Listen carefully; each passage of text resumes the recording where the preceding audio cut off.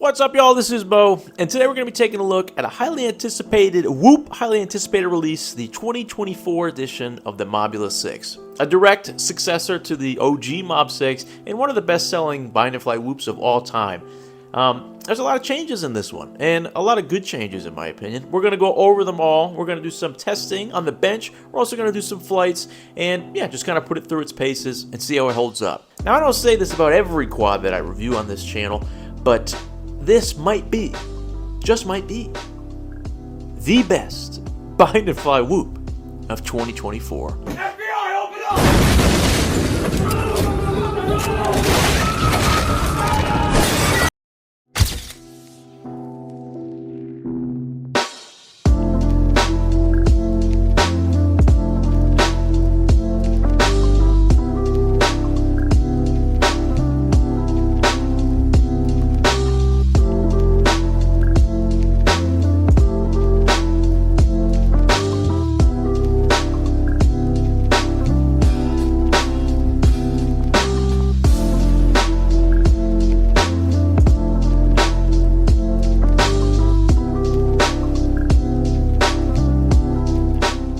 Alright, let's get into some flight footage, shall we? We're going to start off with an indoor flight, because I don't usually fly indoors, but I think this is most appropriate indoors. However, I do have an outdoor flight. I was like, let me give it a try, see how it is, and it did better than I thought. We'll get into that in a minute, though. But man, I gotta give credit to these whoop pilots, these reviewers like Mr. Burns flying inside and not crashing for a full 3-minute battery. Hats off, because I don't think I had a single flight that last 3 minutes that didn't have at least one crash in it. And I'm gonna showcase a couple of them here, because, and not that I mind y'all seeing me crash. I crash pretty much every time I fly. But this will be a good indication of how durable this whoop has been for me. I crashed this multiple times a pack, and I had this for 3 or so weeks now. Probably put in over 50 batteries and crash at least once a battery. And they're not the lightest crashes either. We're gonna get into that in a second. And it's held up. It's held up really good, I gotta say. I think maybe it's a combination of being a lightweight platform. We're at 17 grams and change, and maybe this whoop. This new frame, this Mob 6 2024 frame, is just really solid. That's what I'm hoping for, and that's all I can really think of the reason why. In the basement here, we're just showing off a couple of faster lines because I want to bring out prop wash. There's the first of many crashes, and that wasn't an easy crash. We crashed into some concrete, but check out the prop wash here.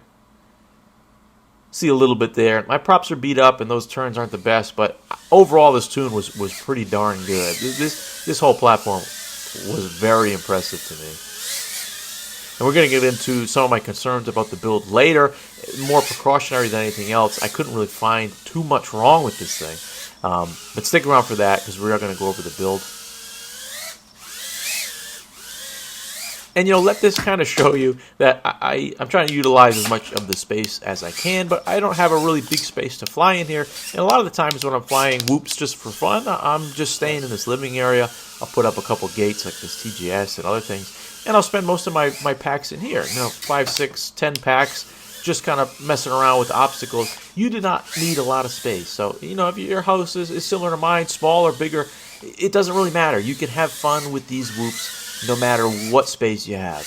It can be a single room, it could be your bedroom, set up a couple gates and fly and have a good time. You don't need a big area to have fun with these things, which is why I love them so much. Been getting out of sorts all the time with this. So this is a fast quad. These motors, the 28,000 kVs, are very quick, especially on a lightweight 17 gram rig. And this camera angle is one of the downsides for me. Is this canopy, although it's held up, it's resilient, and it might just be a me thing, but the angle is higher than I'm used to. I'm used to about like 15 to 20 max. When I can't see my ducks, then I know that I'm a little bit more aggressive, flying a little more high angle than I'm used to, and that equates to speed. You also notice how quickly the battery dies, and this was a good landing. I got it back to about 3.5, but once those batteries get a little bit too low, they're going to go quick. 314 of pretty aggressive flying. Not the best flying, but... All right, so we have an outdoor flight example here. I remember this day because it was a stretch of horrible weather in the middle of February where it just was snowing and cold. And I remember seeing this day. It wasn't particularly warm, but there were very little winds, 5 to 7 miles an hour. And I thought to myself, if this thing's going to fly well outside, it's going to be on a day like today. And it did. It flew really well. I was kind of surprised at that. I don't fly 65 all too often, especially outdoors, so I didn't really know what to expect. I thought we were going to kind of get tossed around, even in such light winds, or I didn't think we were going to have really a lot of authority in our moves, but we certainly did. And I was impressed by that. All the dogs except the corgi hate the whoops. I think it's because I used to let them chase my other whoops around the backyard for their exercise, so they're just in hunt mode, and the corgi just doesn't know what's going on. So I'm trying to keep him in the dark when it comes to that. I want him to think of drones as friend, not foe. But yeah, if this was a selling point for you, flying this quad outside, if you certainly can. And this, I hope this flight kind of shows that it's more than capable. I just think your enjoyment is going to go down for each mile an hour of wind that goes up. So, if you're flying in 10 mile an hour winds, that's about the absolute maximum that I would really want to bring this thing outside and fly with. 15 mile an hour winds, I would just pick something else for that day, because you're going to get pushed around a lot. Go down the street like I'm doing here and then turn around to come back and then just be stuck in place. I'm doing this just to test the ELRS range out, because another thing to note is we have the ceramic antenna is gone, and now we have it with the copper wire antenna, which in my experience provides better range. It's a little bit lighter, and it's easier to repair. If it happens to pop off, you just solder one back on to that active element on that receiver pad over there, and then you're good to go. Versus a ceramic antenna, sometimes it would break off and like a little bit was left on the pad, so you have to remove it. It's a welcome change. Speaking of welcome change, the camera. The Nano 3 is gone, and we have this new, wider FOV cam that I actually really like. The Nano 3 image was clear, and it was a good camera, ultra light, but then the FOV was so narrow that I really just couldn't fly it after experiencing some of these wider FOV cams. So I would trade that extra weight in a heartbeat. Notice the battery get down to almost 3.0, so I started to get nervous here, but I did end up bringing it in a little bit prematurely. We recovered about 3.6, so probably had another 10 seconds on that flight. Alright, so this is about to kick off the desk portion of the video. I have a summary at the end if you don't want to sit through all this that goes over everything you need to know. So if you want to skip to there, completely okay. But before you do that, I want to showcase this. This is the Immersion RC power meter. Thank you very much to Biscuit FPV. He donated this to the channel, and I've been meaning to get my hands on one of these for a while. So thanks again. We're going to test the output of this new board, because I was really curious to see, it says up to 400 milliwatts max. Are we really getting up to 400 milliwatts? Are we getting 100 on 100? Are we getting 25 on 25? We're about to find out now. Take a look at this. All right, so we have the power meter set up. Let's go ahead and arm it to get it out of the low power state. This is on 25 milliwatts. Showing at about 9 or 10 milliwatts on that 25 setting. Let's go ahead and switch it. All right, so we bumped up the power to 100. Looks like it went up to about a little over 100, around 120 milliwatts for 100. And let's try the last setting. And now we bumped it up to the max, 400. And yeah, it looks like we're getting about 400 on the nose, so pretty impressive. I gotta take this off before it gets too hot. All right, here are the desk portion of the review. Now, if you want to skip to the end and go straight to the summary, I do include everything that I think is important there. So if you're not really interested in the deep dive, completely understandable. You won't miss anything if you just skip to the end. But for those of you who want a closer look, we're going to do that now. This is a new board for Happy Model, which I think is the most important thing about this whole setup. It's called the Super X ELRS. And you can tell it's kind of modeled after their Super B controllers, where it's not a full FC. It's kind of shortened or small. They bring in the side. It's not that X12 or that F4 that we're used to. And that's good. It means it's going to fit on more frames. But I'm just concerned about the longevity of the board. Not because I've noticed anything bad, but because it is new. It's brand new. There hasn't been enough testing or information out there to see if maybe some problems arise. It has been absolutely fine for me. I actually really impressed by it. I was mainly concerned about the durability, and only time is going to tell that. But a couple of quick things to note about this board. It seems to be similar to the F4. We have the 25 milliwatt setting, the 100 milliwatts, and the max setting, which gets itself about 400 on R1, which is great. 100 is a little bit over 100. 25 is a little bit less than 25. I don't know how accurate the IRC meter is in that situation, but I mean, I had pretty decent reception. I flew it mostly on 25, and I got in the basement, flew around outside, and had no real problems there.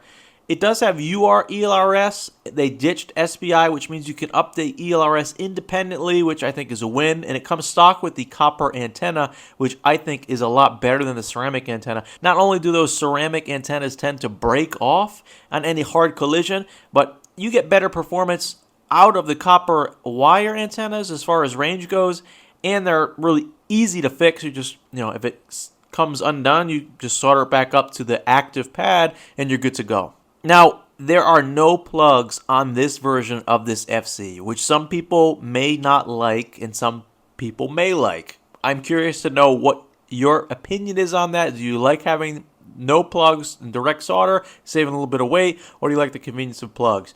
But I doubt there will not be a version of this that comes with plugs. I truly do, especially if this is going to be their main board going forward to replace maybe the 2G4 and other SBI ELRS boards. I'm assuming we see plugs at some point on there.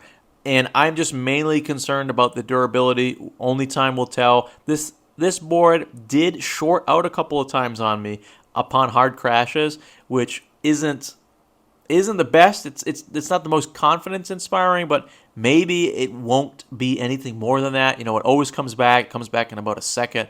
But something to note, the frame is completely new for this iteration as well. It is a little bit lighter than the old Mob 6 frame. I think this one is, I forget the exact specs, 2.8 versus I think 3.6 of the old frame. And it is pretty durable. I crashed this a decent amount of times inside the house, pretty hard crashes, down cellar, on concrete floors, no breaks anywhere, which is pretty impressive. This canopy I'm not a huge fan of. I think more personal preference than anything else. One thing I noticed on all these canopies, the way I have it, is it tends to bend. I don't know if you can really see that. The screws into the frame itself, they're always kind of bent in on an angle. I'm just waiting for the day that pops out and essentially strips that and having to replace the frame, but hasn't happened to me yet, and maybe that fear will go unjustified, but something that always kind of concerns me. But this is a very lightweight canopy, and that's why they did this. I'd rather put an old school Mob 6 canopy on there. They're super durable, and I think it protects the board a little bit well. We have to see if we can fit that lens through that canopy. We may not. We might have to drill out the canopy a little bit, but I don't think that's a negative. That's just not something that I enjoy. We do have really nice motors on here. These are 07, 02, 28,000 kV motors, and they have a lot of power. As much power as I think you would need, and especially for a bind and fly, I think that's a really good spot to be in. These motors have withstanded my abuse as well. I haven't noticed any bent shafts. I did end up replacing the props because I lost one of the gem fans, and I don't have any replacement, so I put the HQ ultralights on there. They fly very well, and I haven't had to replace these yet. They're not perfect. They don't sound perfect anymore by any means, but I mean, they're good enough for me flying in the house.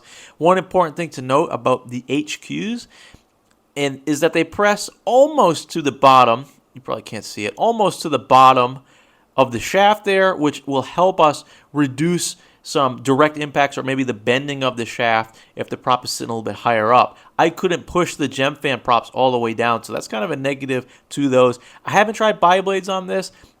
I probably would fly this on bi-blades. I tried to stick as close to stock as I could after I lost the prop, just to give you the most authentic or close to stock experience as I could. But throwing bi-blades on these will save you some weight. You'll lose a little bit of grip, but I think that might be another good spot for this.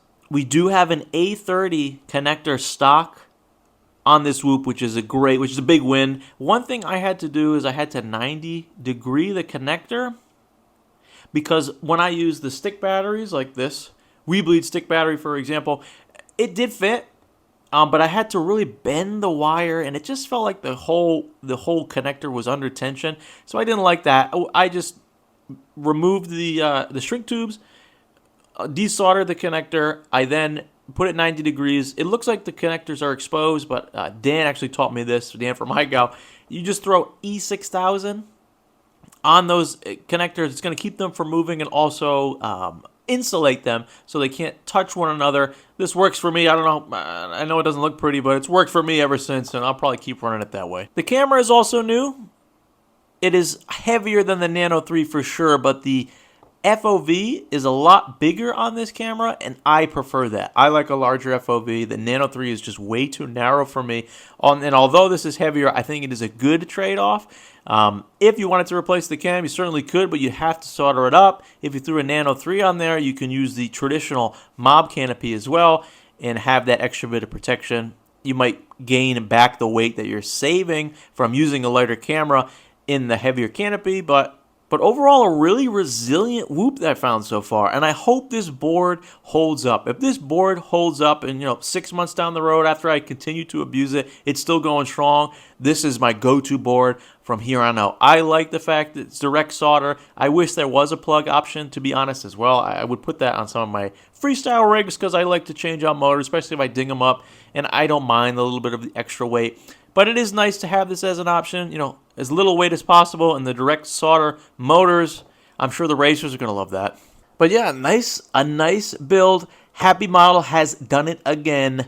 Just another winner. So that wraps it up here for the Mobula 6 2024 edition. Now I'm just going to throw in a quick summary for those of you who skipped around. Just a couple of quick disclaimers before we do that. Firstly, I'm not affiliated with Happy Model in any way. I don't have an affiliate link. I'm not making any money off of this. Happy Model did send me this quad, but they also didn't see the video before I released it. Basically, I don't gain anything by telling you that this is a good buy, and it really is a good buy. Now, to move on to what changed. This new Mobula 6 has 0702 motors, probably the most apparent change. 0702 motors are lighter than 0802s, and the KV is really high on this, 28,000 KV. Now, that equals a little bit less flight time, but it makes the quad fly and feel very good. It's super responsive. It has a lot of power. You can fly this both indoors and outdoors, primarily indoors, but you can fly it outdoors as well. It's a great choice. Now, they have a new board on here. This is the only thing that could be a potential issue. We haven't had these out in the wild long enough to see how this board is really going to hold up. So that's something to keep an eye on. For me, it's been really good. The only issue that I've had with it is upon hard crashes, I have a full FC reboot. Everything comes back, but I lose video and lose link for about a second or two at a time, which is a little odd. And I don't know if that means something more sinister than what it shows, but each time for me, it's rebooted and come back. Another welcome change, in my opinion, is the camera. We are moving away from the Nano 3, and while the Nano 3 was lighter and the image quality was pretty clear, the FOV was very, very narrow. Some people might like that. I did not. I prefer a wider image, and this camera delivers that. The image quality is also pretty good. It's 800 TV lines, and it's probably a little bit heavier as well, but I think it's a welcomed trade-off for that wider FOV. What I really like that Happy Model has included here is an A30 battery connector, which means your BT 2.0 batteries are going to be compatible with this right out of the box. I had to 90 degree mine because I use stick batteries, like the Tiny Whoop and Weebleed stick batteries with no pigtail leads, and you could plug it in, but it was just a little bit too tight for my liking, so I went ahead and chopped that off and put it on a 90 degree angle. You don't have to do that, but it felt a little too tight for me if I didn't do that. Another thing that's a potential negative is that this board has no plugs on it whatsoever. No plugs for the motors, no plugs for the camera. The only connector is the UFL connector for the VTX antenna, which means if you smoke when you need to replace a motor, when you smoke a motor, or if you wanted to change out the camera, you need to be able to direct solder to the board. I like that. A lot of people will like that, a lot of people will not. I think in this position as a bind and fly, you want to make it maybe as easy as possible for people who are just getting into the hobby or aren't comfortable with soldering on these boards, because they can be fragile. With the absence of plugs is kind of polarizing, I'm guessing. I can't imagine that they don't release either a version or most likely a board with plugs, this new board with plugs, at some point. But yeah, for right now, you need to know how to solder to replace anything on this, so keep that in mind. But all in all, I have a hard time not saying that this is the best out-of-the-box bind and fly whoop that I've ever flown. I really do. All jokes aside from earlier, I think Happy Model did a great job choosing the components to build this up. You know, the motors are a great choice. The board seems solid. The frame even has held up to my abuse. It's hard not to recommend this.